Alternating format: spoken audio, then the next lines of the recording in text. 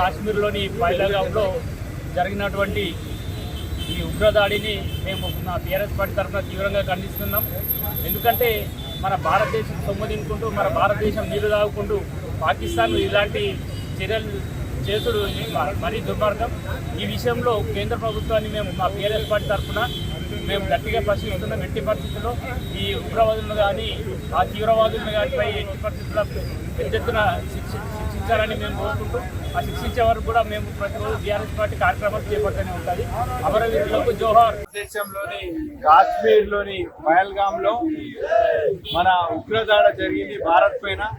భారతదేశ ప్రజలందరూ కూడా ముక్త కంఠంతో ఈ ఉగ్రదాడిని ఖండించి పాకిస్తాన్ ఏదైతే భారతదేశం మీద ఇట్లాంటి చిల్లర దాడులు ఒక ముష్కర మూకలు మన భారతదేశం పైన దండెత్తినప్పుడు మనం భారతదేశంలో ఉన్న 140 కోట్ల మంది ప్రజలందరూ కూడా ముక్త కంఠంతో ఈ దాడిని ఖండించాలి. ఇది భారత్ పైన జరిగిన దాడిగానే భారతదేశ ప్రజలందరూ భావిస్తున్నారు.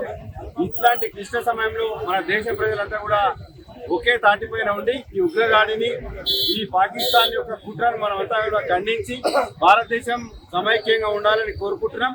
అదే రకంగా ఈ భరతమాత పైన ఇట్లాంటి ఎన్ని ఉగ్రదాడులు చేసినా పాకిస్తాన్ లాంటి దేశాలను నలిపేయగలిగిన శక్తి ఉన్నప్పటికీ కూడా కొంత సహనంతో ఉండడం శోచనీయం.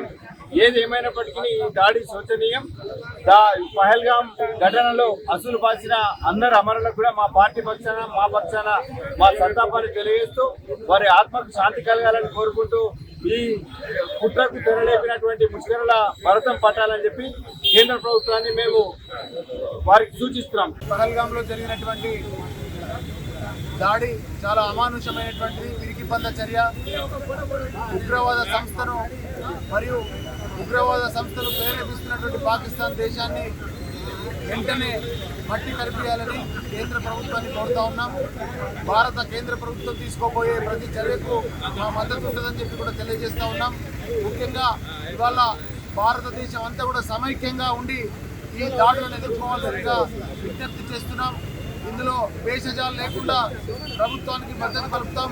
అట్లాగే ప్రభుత్వాన్ని కూడా కోరుతా ఉన్నాం, మీరు ఖచ్చితమైనటువంటి నిర్ణయంతో ఒక పద్ధతి ప్రకారంగా వాళ్ళను మట్టి కల్పించాలని, పాకిస్తాన్ దేశంతో మరి అవసరమైతే యుద్ధం చేసినా కూడా మా మద్దతు ఉంటుందని చెప్పి కూడా ఈ సందర్భంగా తెలియజేస్తూ టీఆర్ఎస్ పార్టీ కేంద్ర ప్రభుత్వం తీసుకోబోయే ప్రతి చర్యకు మరి మద్దతు పలుకుతుందని చెప్పి తెలియజేస్తాం.